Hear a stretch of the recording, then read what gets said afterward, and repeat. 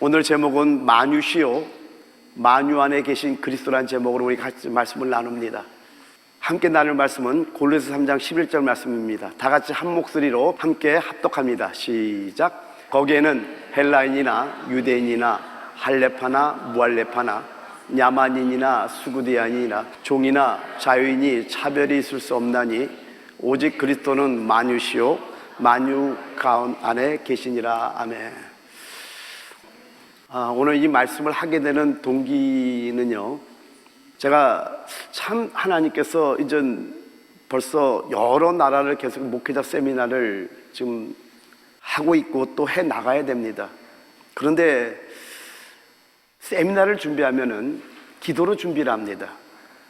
준비하는 가운데 각 나라에 갈 때마다 하나님은 딱 한마디씩만 하시는 거예요. 아르헨티나, 브라질 목회자 세미나 갈 때 하나님께서 하신 말씀은 이거였습니다. 너는 가서 지식을 전할래? 나를 보여줄래? 딱 이 한 말씀을 주신 거예요. 그것 때문에 정말 기도로 준비하며, 그런데 놀랍게 주님이 나타나는 역사가 있었습니다. 그리고 IT 목회자 세미나를 갈 때는 그 새벽, 수요일날 새벽이니까 너무나 기억을 하고 있죠. 기도가 죽어가고 있구나. 네가 세계로 나가서 부르짖는 영성을 깨워주면 안 되겠니? 그리고 이번 브라질 세미나를 갈 때 하나님을 진정으로 아는 자가 많지 않구나, 이 말씀을 주신 겁니다. 근데 그 말씀이 얼마나 저 안에 깊이 들어왔냐면요, 이제 그리고 돌아와서 이제 우리 워싱턴 지역의 목회자 세미나를 준비를 하는데 하나님께서 마태복음 1장 1절과 마태복음 1장 1절부터 17절까지의 말씀을 전하기를 원하세요. 근데 하나님께서 왜 이 말씀을 전하라 그러시지? 계속해서 올라오니까. 근데 여러분, 성경은 비밀이 있습니다. 마태복음 1장 1절이면은 우리가 신약을 처음 성경을 필 때 제일 먼저 읽는 구절이 마태복음 1장 1절이잖아요. 아브라함과 다윗의 자손 예수 그리스도의 세기라. 그러니까 son of David, son of Abraham. 예수를 왜 다윗의 아들로 소개하고 아브라함의 아들로 소개하냐면요, 그 마태복음 1장 1절 안에 요한계시록 21장과 요한계시록 22장까지의 주님의 갈망이 그 1절에 다 숨겨놓은 거예요. 근데 오늘 여기서 이제 그 설교는 할 수는 없고요. 그리고 이제 마태복음 1장 17절에 말씀하기를 그런즉 모든 대수가 아브라함부터 다윗까지 연례되어 다윗부터 바벨론으로 사로잡혀갈 때까지 연례되어 바벨론으로 사로잡혀간 후부터 그리스도까지 연례되라 라고 말씀합니다. 그럼 우리가 성경을 보면은요, 지금 마태복음 1장 1절 말씀하고 쭉 말씀하는 게 아브라함의 계보가 쭉 나옵니다. 아브라함이 이삭을 낳고 이삭이 야곱을 낳고 야곱이 유다와 그 형제를 낳고 유다는 다말에게서 베레스를 낳고 베레스는 헤스론을 낳고 헤스론은 람을 낳고 람은 아미나답을 낳고 아미나답 나스가 쭉 내려온단 말이에요. 그리고 자, 아브라함부터 다윗까지가 몇 대요? 연례됩니다. 다윗부터 바벨론으로 사로잡혀갈 때까지가 연례돼요. 바벨론으로 사로잡혀간 후부터 예수 그리스도, 즉 그리스도까지 연례대라고 나옵니다. 그럼 도합 몇 대죠? 42대입니다. 이것만 보면 우리 성경을 열리질 않는 거예요. 그런데 여러분, 모든 성경을 살펴보면 구약으로 보면은요, 역대상을 여러분에게 보여드릴 텐데 원래는 45대입니다. 근데 여러분에게 보여드리겠지만은 네 왕이 빠져요. 그럼 몇 대가 돼야 되죠? 41대가 되는데 지금 마태복음은 42대가 되고 있다는 겁니다. 오늘 여러분, 이걸 아는 분들은 지식으로 들으면 안 됩니다. 오늘 주님의 엄청난 메시지가 이 안에 숨어 있단 말이에요. 여러분, 지금 주님과 이 계보에 있다는 것은 주님과 교통 안에 있다는 걸 말씀해요. 그럼 마태복음 1장을 통해서 우리에게 뭘 보여주냐면은 너희가 나와의 교통 안에 있으려면은 뭔가를 벗어나고 뭔가를 해서는 안 되는 것을 구약의 네 왕이 빠진 왕을 통해서 우리에게 알려주고 있다는 걸 여러분 아셔야 된다는 겁니다. 여러분, 어떻게 해서 42대가 되냐면요, 아브라함부터 다윗까지 14대라 그러면은 우리 생각에는 다윗이 끝났잖아요. 그럼 솔로몬이 그 다음을 받아야 돼요. 근데 또 다윗부터 바벨론으로 사로잡혀가기가 14대요. 바벨론으로 사로잡혀갈 때부터 예수까지 14대 해가지고 다윗이 10주의 끝으로 한 대를 받고 또 열왕의 시작으로 한 대를 받으면 2대를 받음으로 말미암아 41이 아니라 42대가 되고 있다는 거예요. 그리고 성경을 왜 이렇게 만드냐라는 거예요. 주님의 메시지가 다 숨어 있는 겁니다. 그러니까 이걸 볼 때, 그러니까 목회자는 뭘 해야 되냐면은 성도들이 보지 못하는 하나님의 그 진의, 하나님의 뜻을 끄집어내서 여러분에게 말씀할 때 우리 인생이 변화되는 역사가 있는 거예요. 할렐루야. 여러분, 사무엘상 16장 10절부터 13절을 보게 되면은요, 다윗이 8번째 아들 이름을 우리가 알 수 있습니다. 근데 여러분, 이 8이라는 숫자는 부활을 상징하기도 하고 새로운 출발을 상징하기도 합니다. 그러니까 다윗이 10조 시대의 끝으로 한 시대를 받고 왕조 시대 한 시대를 갖다가 이어받았다면은 여기서 메시지를 우리가 받아야 돼요. 우리 또한 한 시대를 끝내고 새로운 시대를 이끄는 왕 같은 제사장 되게 해서 축원드립니다. 근데 이 네 왕이 빠지는데 하나하나 이제 살펴볼게요. 열왕기상 15장 5절에 보면은요, 다윗에 대해서 말씀하는데, 이는 다윗이 햇사람 우리아의 일 외에는 평생의 여호와 보시기에 정직하게 행하고 자기에게 명령하신 모든 일을 어기지 아니하였습니다. 다윗이 2대를 받는 이유를 말씀해 줍니다. 사람은 누구나 실수가 있습니다.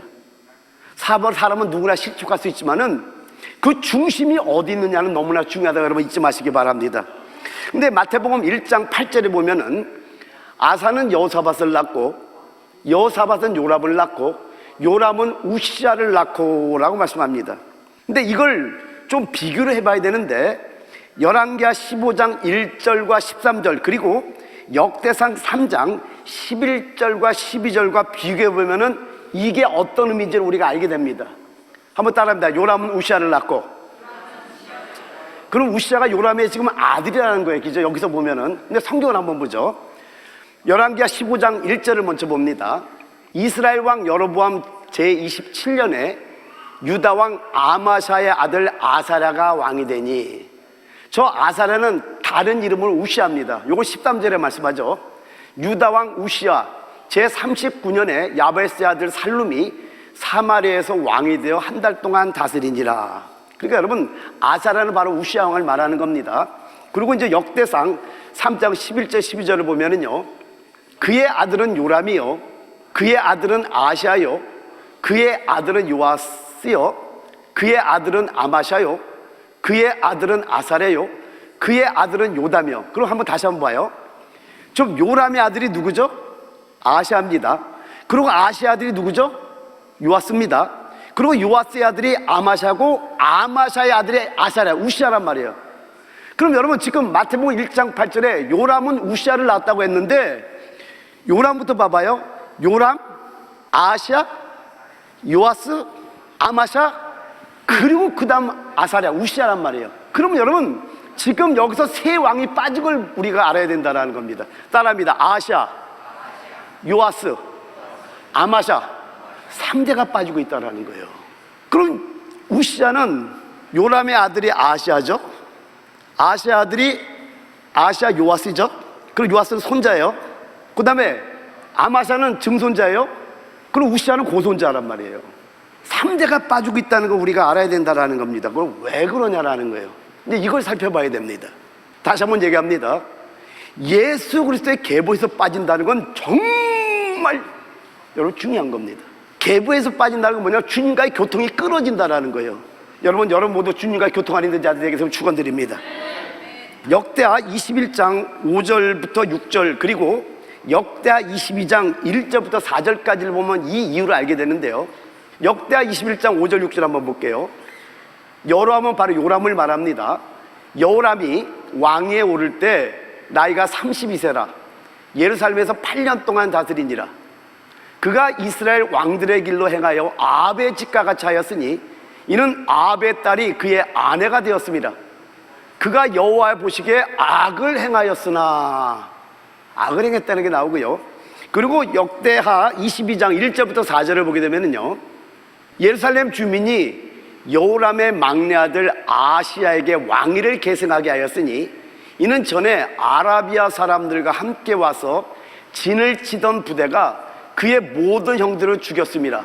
그러니까 아하시야는 막내였지만 형들이 다 죽였기 때문에 계보를 이어받고 있는 겁니다. 그죠?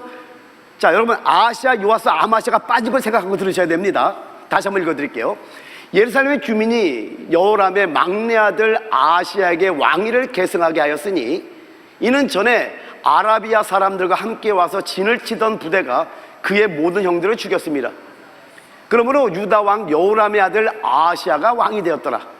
아하시야가 왕이 될 때 나이가 42세라 예루살렘에서 1년 동안 다스리니라. 그의 어머니의 이름은 아달랴요 오므리의 소녀더라. 아하시야도 아합의 집 길로 행하였으니 이는 그의 어머니가 꽤 뭘 행하겠다고요? 악을 행하게 하였습니다. 그의 아버지가 죽은 후에 그가 패망하게 하는 아합의 집의 가르침을 따라 여호와 보시기에 아합의 집같이 악을 행하였더라. 요람은 누구와 결혼했냐면 아달랴와 결혼했는데 그 아달랴가 누군가 했더니 아합과 이스벨 사이에 난 딸이었던 겁니다. 근데 이 아달랴가 요람과 그의 후손들을 부패시켰던 거예요. 여러분, 아합은 북왕국의 왕입니다. 근데 아합의 아내가 누구죠? 이세벨입니다.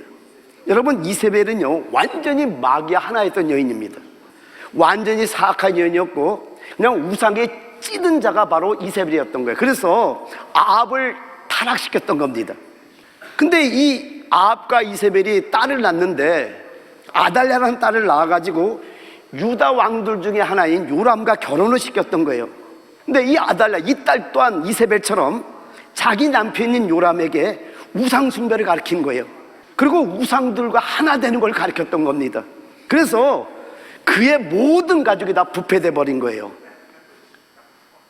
근데 지금 그 결과로 지금 마태복음에 봤더니 요람은 우시아를 낳는다고 했는데 3대가 빠지고 있어요. 아하시야, 요아스, 아마시아가 빠지는데 그 이유가 그냥 빠지는 것이 아니라 하나님의 십계명에 보면은요, 출애굽기 20장 5절에 말씀하기를 그것들에게 절하지 말며 그것들을 섬기지 말라. 나 내 하나님 여호와는 질투하는 하나님인즉 나를 미워하는 자의 죄를 갚되 아버지로부터 아들에게로 3, 4대까지 이르게 하거니와. 말씀대로 그대로 이루어지는 겁니다. 그럼 여기서 우리가 알아야 될 게 뭡니까? 우리가 주님과 교통하는 자들이 되려면은요, 어떤 우상들과도 연루되어서는 안 된다는 겁니다. 하나님은 질투하는 하나님입니다. 하나님은 우상 숭배를 참지 않으십니다. 근데 옛날에 하나님께서 이 우상에 대해서 저에게 가르친 적이 있었어요. 가르쳐 주신 적이 있었습니다. 사람들의 가장 큰 우상이 가족들이라고 가르쳐 주더라고요.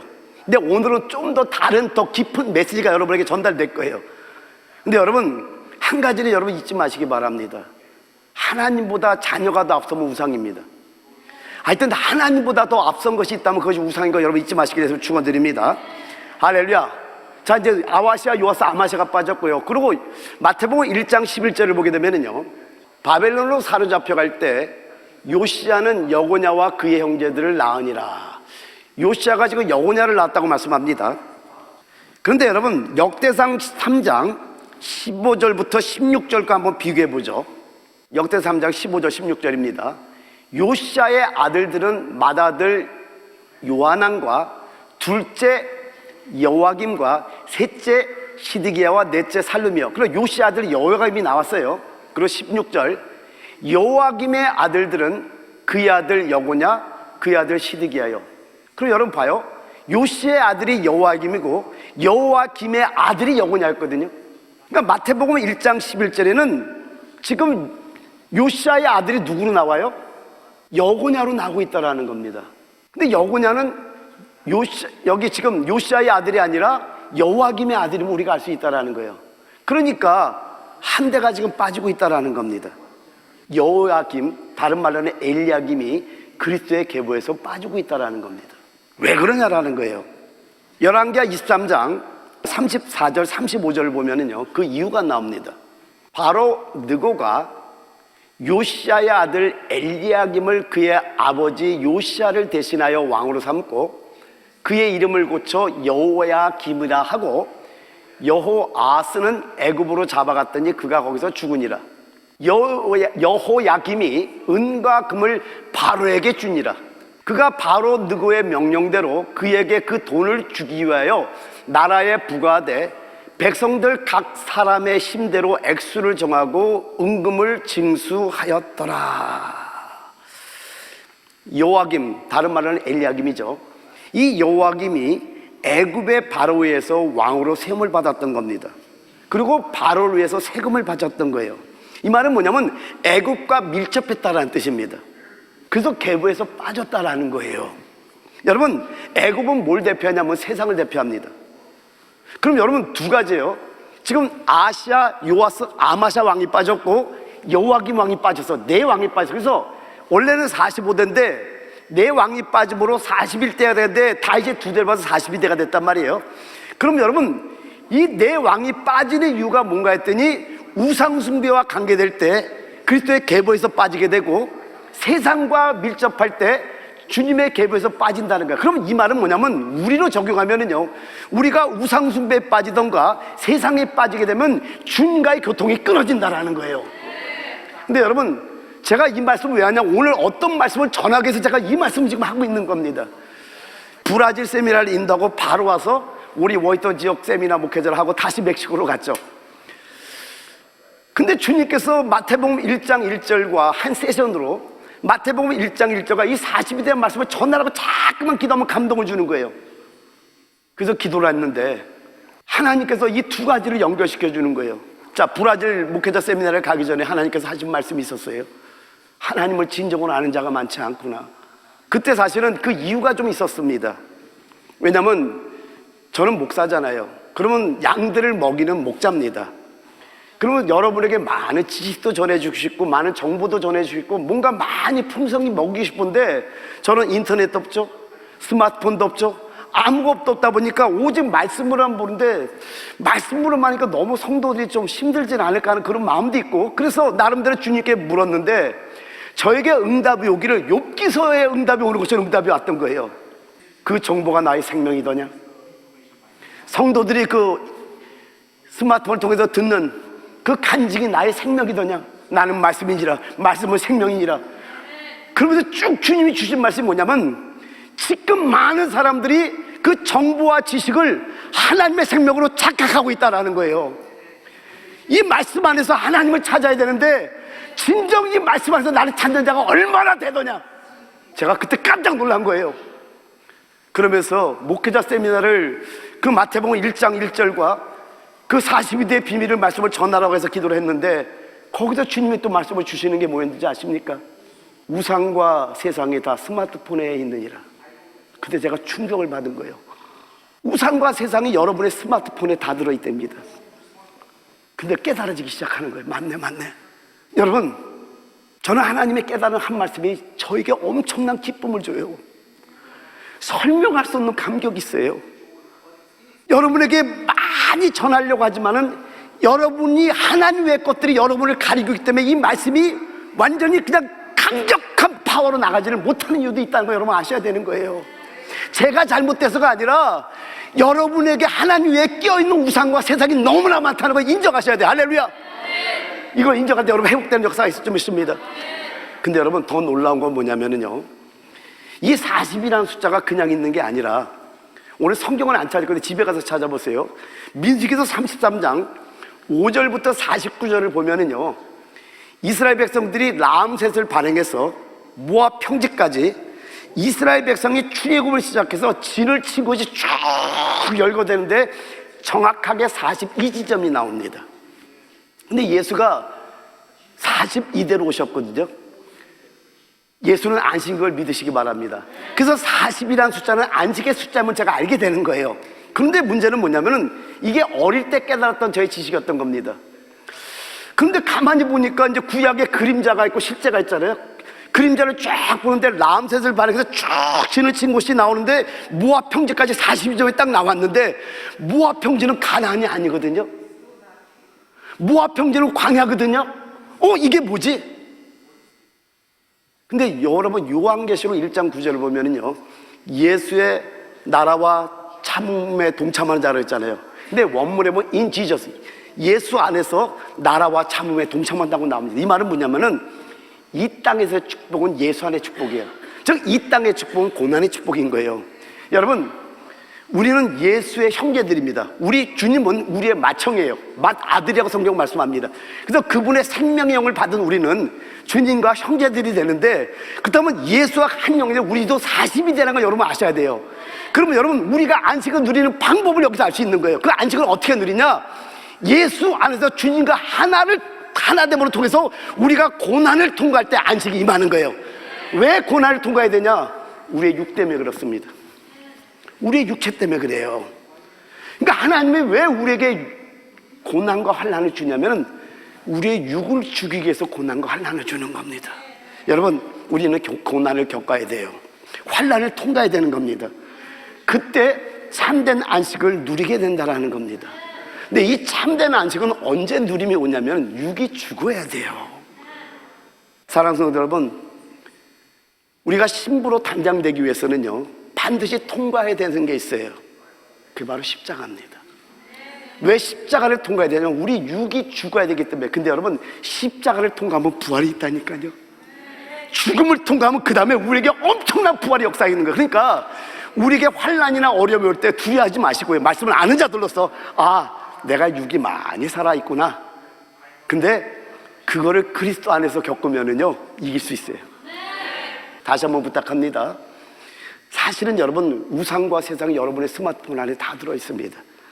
여러분이 스마트폰을 보는 걸 조금만 줄이면은요, 그리고 하나님의 말씀을 보고 주님과 교제하면은 여러분의 영이 막 충만히 임할 줄 믿습니다.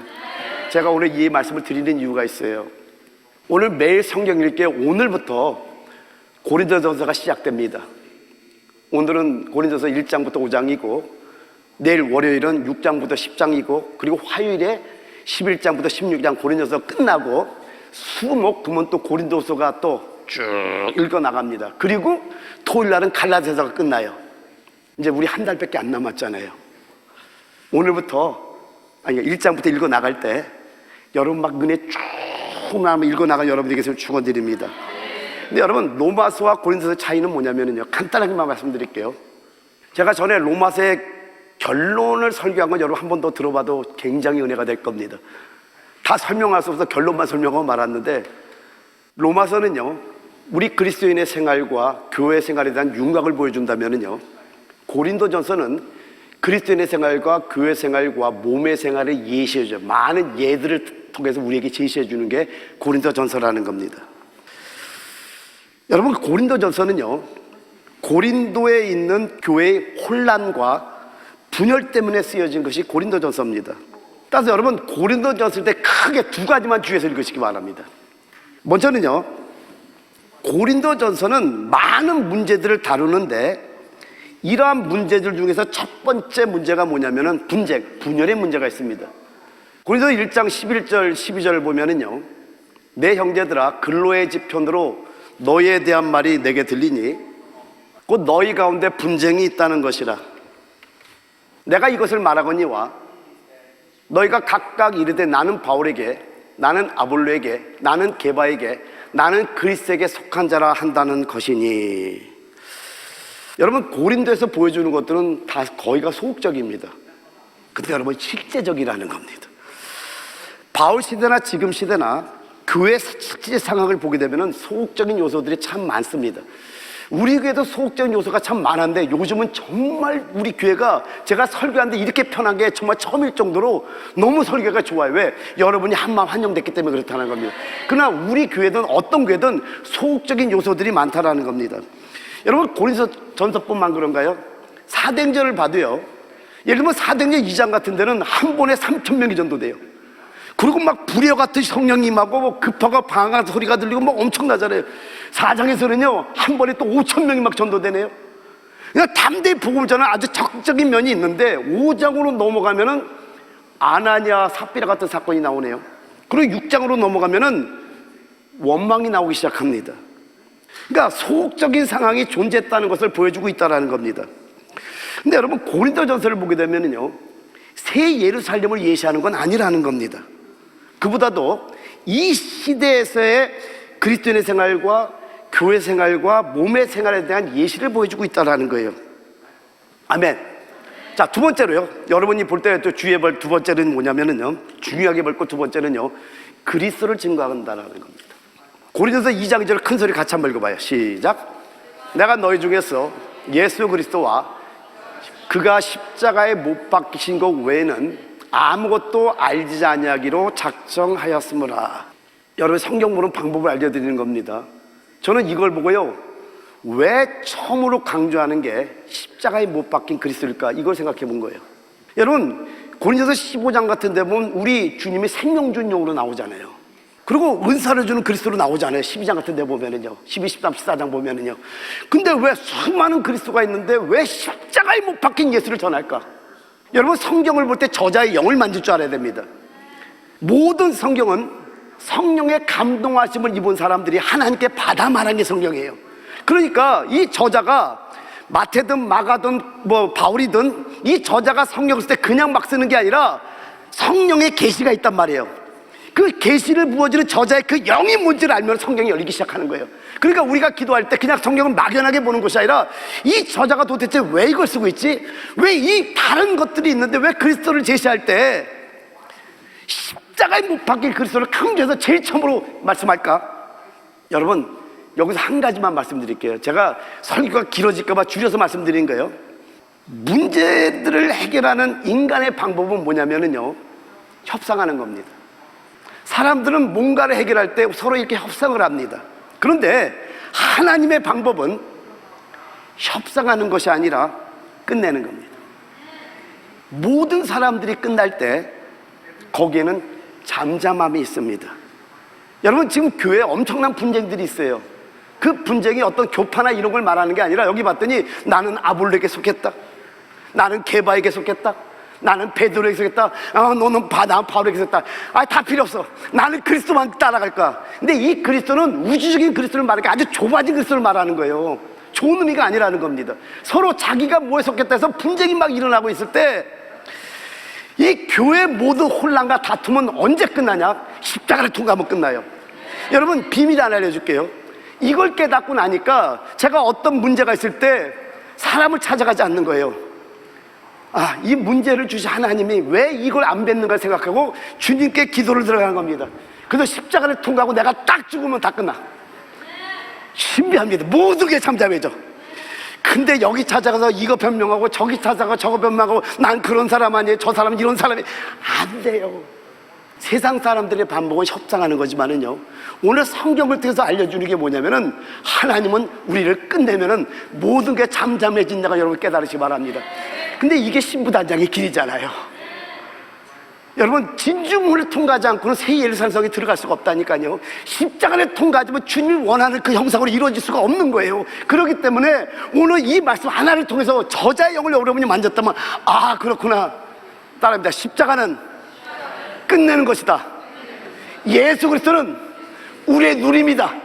결론은 이거예요. 십자가를 통과하면은요, 모든 게 끝내죠. 그 다음에 우리에게 안식, 누림이 오는 거예요. 즉 죽음을 통과하면 부활의 영이 여러분에게 있다는 걸 잊지 마시기 바랍니다.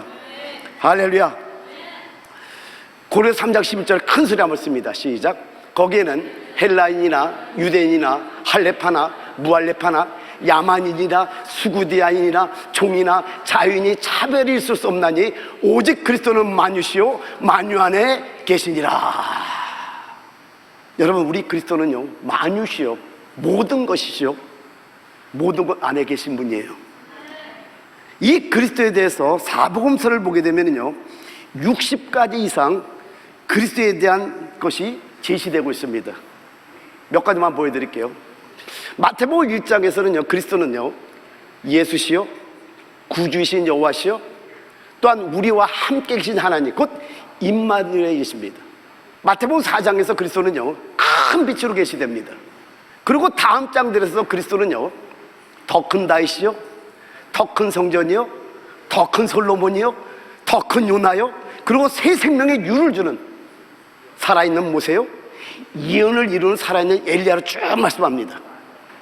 그러니까 여러분, 마태복음을 주의 깊게 읽어보면은요, 그리스도에 관한 적어도 30가지 이상의 항목들을 발견하게 되는 거예요.